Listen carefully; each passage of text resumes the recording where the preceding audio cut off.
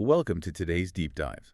I want you to imagine, just for a second, pulling this really dusty, forgotten book off a public library shelf and realizing you are holding what a lot of people consider the absolute greatest novel ever written about Los Angeles. Yeah, which is exactly what happened with the subject of our deep dive today. Right. We're exploring John Fante's 1939 novel, Ask the Dust.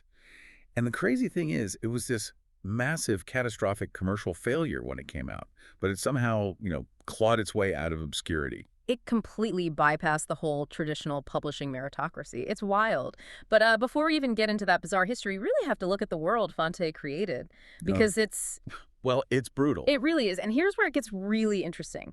Bandini's LA, like Fante's LA, isn't the glamorous Hollywood red carpet. It's the alleyway behind the theater where all the broken dreamers live. Exactly. So the story follows Arturo Bandini, who is essentially Fante's own alter ego. And he's this broke Italian-American writer surviving on literally just oranges in this super rundown hotel on Bunker Hill. Just oranges. I mean, that is so bleak. Oh, totally. It paints Depression-era LA as this complete dystopia.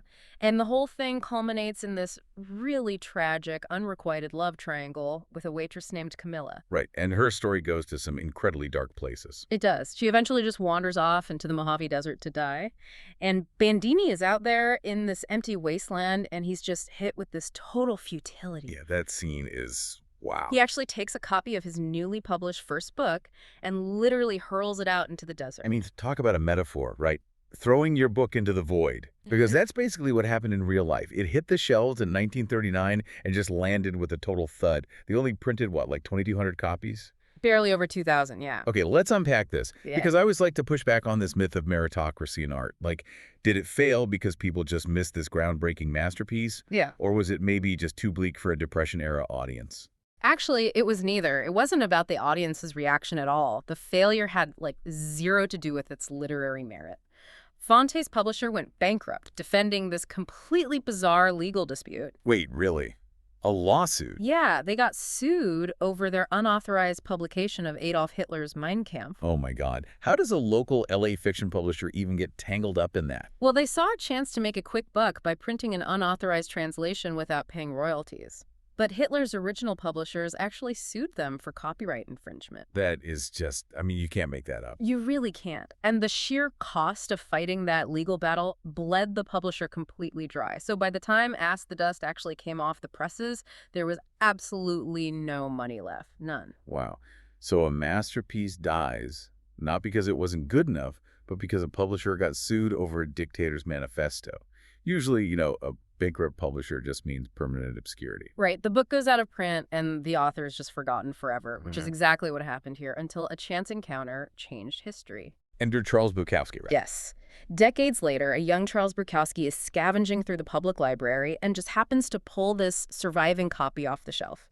He championed a 1980 reissue, famously declaring, Fante was my god. Which is such a massive endorsement. It really is. And if we connect this to the bigger picture, it's amazing how Fante's DNA spread across the culture after that.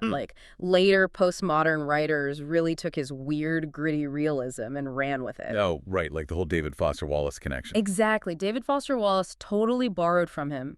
In his novel, The Broom of the System, Wallace has a character with a wooden leg who hides a marijuana drawer inside it. Which is such a specific, surreal detail. Yeah. And he just lifted that straight from a minor character in Ask the Dust. Yep. It forces you to rethink how art survives. It's not just merit, it's chaotic accidents and, obsessed weirdos digging through library shelves. It really is. So Okay. what does this all mean for you? I think it reminds us that creative success so often relies on these completely unpredictable champions. Absolutely. It's so fragile. And it leaves you with this really provocative thought. The title, Ask the Dust, comes from an 1894 novel about answering to the mysterious god of life, which makes you wonder how many other world-changing masterpieces are currently sitting as literal dust in a library, just waiting for the right person to pull them off the shelf.